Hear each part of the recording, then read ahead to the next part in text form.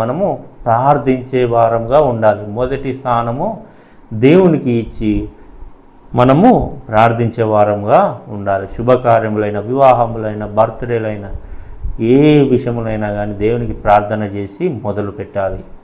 ప్రార్థన అనేది ముఖ్యము. మన యొక్క జీవితంలో ప్రార్థన అనేది ముఖ్యము.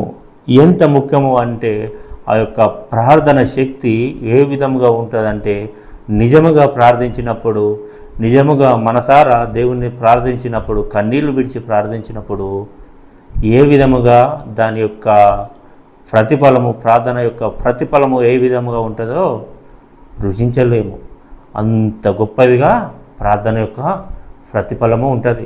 చిన్నదే ప్రార్థన, 2 నిమిషాలు, 3 నిమిషాలు, 5 నిమిషాల ప్రార్థన, కానీ మనసు విప్పి పూర్ణ మనసుతో, పూర్ణ హృదయముతో, లోపల ఉన్న ప్రతి ఒక్క గర్వమును, ప్రతి ఒక్క చెడుతనమును తీసి,